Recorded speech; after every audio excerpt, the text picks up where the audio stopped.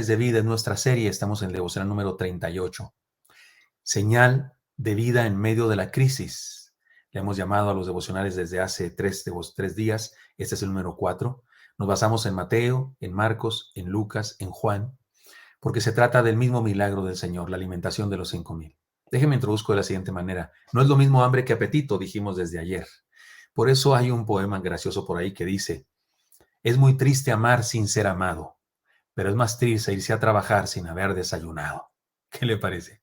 Bueno, de eso nos habla este pasaje, de hambre, de comida, sí, de alimento, porque el hambre es significativa en la vida, y el comer, saciarse, es muy importante y es un placer, por cierto.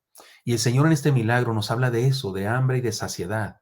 Su milagro consistió en alimentar a una gran multitud de personas que de ninguna otra manera hubiesen podido ser alimentados en términos naturales. Bueno, leamos ahora el testimonio de Lucas, del evangelista Lucas. Dice así: vueltos los apóstoles le contaron todo lo que habían hecho, y tomándolos se retiró aparte a un lugar desierto de la ciudad llamada Betsaida. Y cuando la gente lo supo, le siguió, y él les recibió y les hablaba del reino de Dios y sanaba a los que necesitaban de ser curados. Pero el día comenzaba a declinar, y acercándose los 12 le dijeron: despida a la gente para que vayan a las aldeas y campos de alrededor y se alojen y encuentren alimentos, porque aquí estamos en lugar desierto. Él les dijo: dadles vosotros de comer. Y dijeron ellos: no tenemos más que 5 panes y 2 pescados, a no ser que vayamos nosotros a comprar alimento para toda esta multitud. Y eran como 5,000 hombres. Entonces dijo a sus discípulos: hacedlos sentar en grupos de 50 en 50. Así lo hicieron, haciéndolos sentar a todos. Y tomando los 5 panes y los 2 pescados, levantando los ojos al cielo, los bendijo y los partió y dio a sus discípulos para que los pusiesen delante de la gente. Y comieron todos y se saciaron, y recogieron lo que les sobró, 12 cestas de pedazos. Lucas 9, 10 al 17. Es el mismo milagro, ¿no es cierto? Algunas cosas que dicen otros evangelistas, Lucas no las dice, aunque Lucas da algunos matices interesantes también. Ahora, no olvidemos que se trata del único milagro contado en los 4 evangelios, y por eso reviste una importancia mayúscula y tiene una enseñanza importante para nosotros. El día de ayer dijimos esta enseñanza: el Señor realiza milagros con propósito. Los milagros, recuerden, son señales, son enseñanzas, son evidencias de quién es Dios y qué quiere hacer con nosotros. Y en la realización de este milagro podemos ver 3 evidencias de su propósito. Y ayer vimos la primera y dijimos lo siguiente: el Señor desarrolla un plan bien definido por medio de sus seguidores. El texto que leímos entonces ayer fue este: y eran como 5,000 hombres. Entonces dijo a sus discípulos: hacedlos sentar en grupos de 50 en 50, Lucas 9:14. Y aprendimos que la iglesia es la agencia del reino de los cielos en la tierra, que el Señor usa para hacer milagros en medio de la crisis. Él usó a su comunidad de fe, a los apóstoles, y les pidió que organizaran a la gente. Hubiera sido un desastre si no hubiese existido ese grupo de personas, y posiblemente no fueron solo los apóstoles, sino posiblemente también otros discípulos cercanos, incluso mujeres, que participaron en la organización, en la organización en la que se dio el milagro. Y por eso la enseñanza de ayer, o el desafío, fue: seamos parte de la organización eclesiástica con nuestro trabajo, disposición y entrega. Es decir, hablamos de la importancia de respetar el plan del Señor al establecer su iglesia. Hay gente criticando la iglesia y diciendo que no es útil y que es una mentira y que es una estrategia para hacer millonarios a algunas personas. Y aunque es verdad que existen ejemplos nefastos, terribles, como eso que dicen algunos, es verdad que hay comunidades, o más bien negocios religiosos, empresas religiosas que se disfrazan de evangelio y que no lo son, y que ciertamente sí engañan a la gente, y que son eso, negocios, son compraventa de cosas. Y es verdad. Sin embargo, eso no significa que la iglesia de Cristo no exista, o que Jesús no haya establecido su iglesia. Hay una iglesia de Cristo verdadera y debemos respetarla, y mucho mejor sería también ser parte de ella. Ahora nos toca entonces seguir adelante con esta enseñanza. El Señor realiza milagros con propósito, y aquí la segunda evidencia de esto: el Señor desarrolla un plan divino que incluye recursos humanos. El Señor desarrolla un plan divino que incluye recursos humanos. Y cuando se hubieron saciado, dijo a sus discípulos: recoged los pedazos que sobraron, para que no se pierda nada. Eso está en Juan 6:12. Y por todos los evangelios sabemos que quedó un montón, 12 cestas llenas. Seguramente las cestas eran de los apóstoles. En aquella época se usaban unas cestas que eran unas hechas de alguna planta flexible, y eran alforjas que se cargaban para traer alimentos, y resulta que se llenaron a reventar 12 cestas. Tenemos que reconocer que aquel milagro, aquel gran milagro, eh, tuvo como público diferentes tipos de personas. Pero antes déjeme decir algo muy importante. No perdamos de vista que se trató del milagro de la multiplicación de los peces y los panes. No se trató del milagro de la aparición de peces y panes.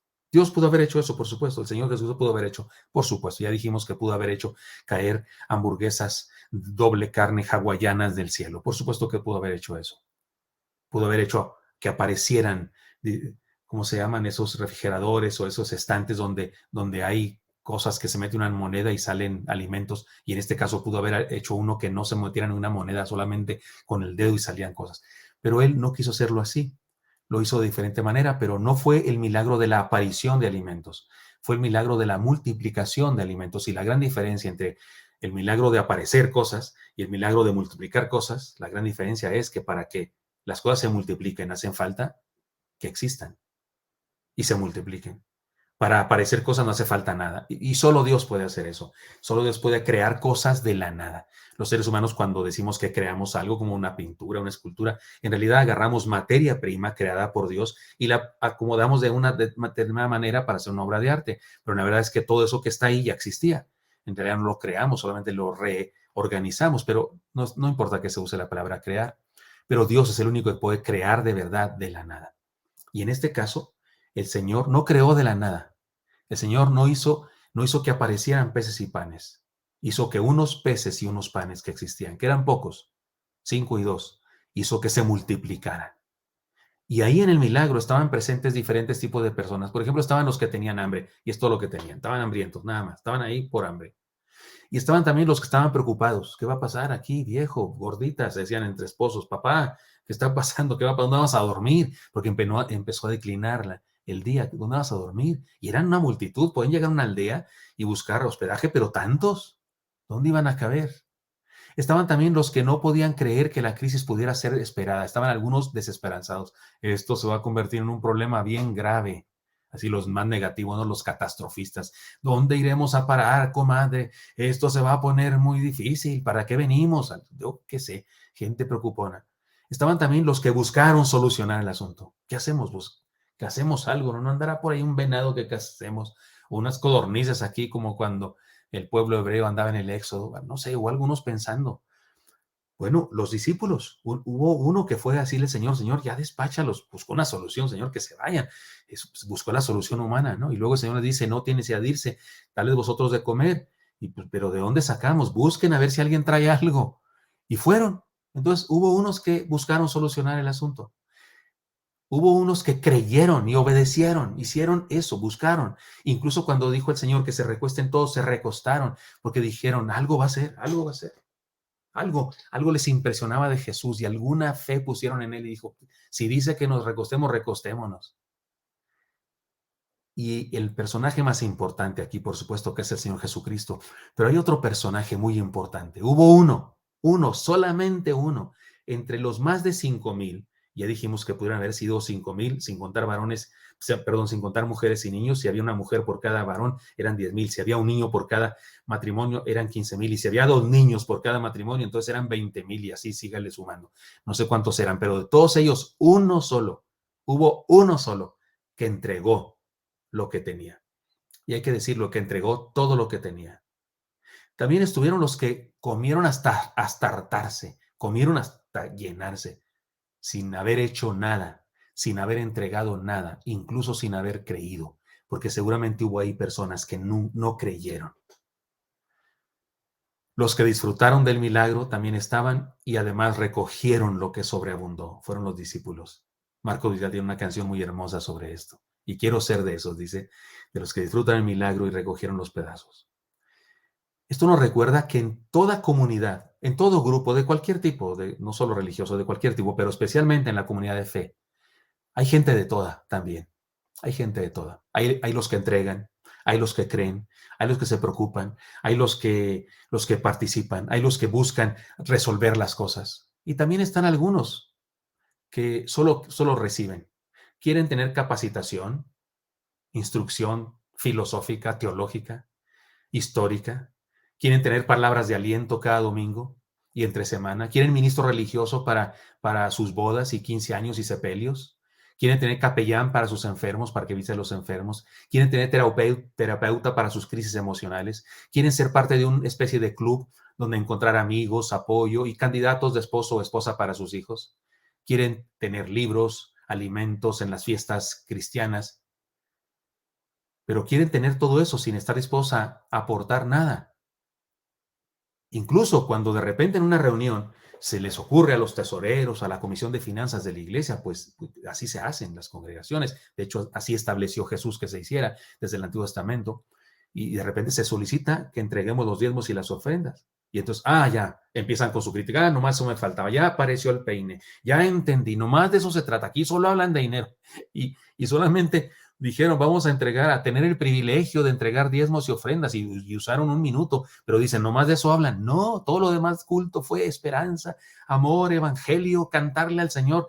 Pero cuando se toca ese tema, les duele en el alma, los codos les arden. En las iglesias de Cristo verdaderas, ese asunto de los diezmos, ofrendas y primicias es un privilegio, no es una obligación, es un privilegio. En la iglesia que yo pastoreo, tenemos incluso una especie de regla que de vez en cuando la menciono.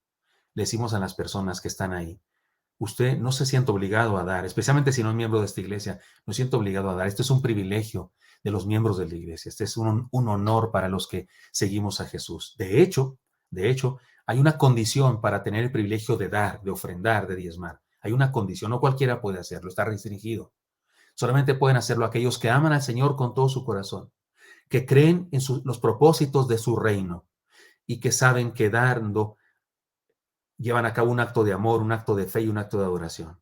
Si usted si usted le duele dar y usted dice, no, esto nomás pidiendo, por favor, guárdese su dinero, no venga a dañar el alfolí aquí con una mala actitud, por favor, no lo haga.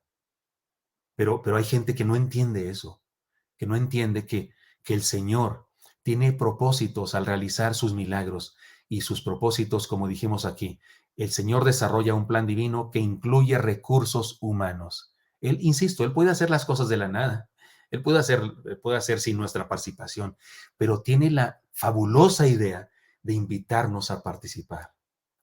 En las iglesias verdaderas del Señor Jesucristo se comparte, se da, se enriquece a quienes vienen, sin cuestionar si van a cooperar o no.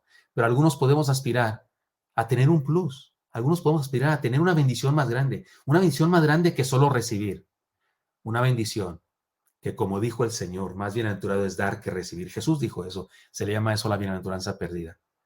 Podemos ser parte activa del milagro, entregando lo que somos, lo que tenemos y lo que sabemos, para no ser solo consumidores, sino ser productores para la gloria del Señor. El Señor desarrolla un plan divino que nos ayuda a enfrentar la vida por medio de milagros. Pero no podemos olvidar lo siguiente: las crisis son oportunidades para crecer, para creer, para experimentar los milagros del Señor. Las crisis las crisis agigantan la esperanza y agigantan la intervención del Señor en nuestra vida. Las crisis nos presentan una gran oportunidad para dar, para consagrar, para obedecer, para organizar, para aceptar desafíos y para experimentar milagros. En medio de las crisis que hay en este mundo en que vivimos, como la que vivimos ahora mismo, podemos ser parte de los milagros de Dios, los milagros que Él quiere realizar, porque el Señor tiene propósitos, y en sus propósitos incluye recursos nuestros. Nos da el privilegio. No lo necesita. Él es todopoderoso y tiene todo en sus manos, pero nos da el privilegio de participar. Y por medio de eso nos permite superar las crisis. Su propósito también incluye que superemos en su nombre las crisis juntos. Seamos parte del milagro que Dios quiere realizar. Señor, pongo en tus manos a mis hermanos y hermanas. Y te pido, Señor, que bendigas a los enfermos y sanes, y a los atribulados, y a los ansiosos, y a los tristes. Pongo a todos en tus manos, en Cristo Jesús. Amén. Espero que esto sea útil para usted y me encantaría encontrarle el día de mañana. Hasta pronto.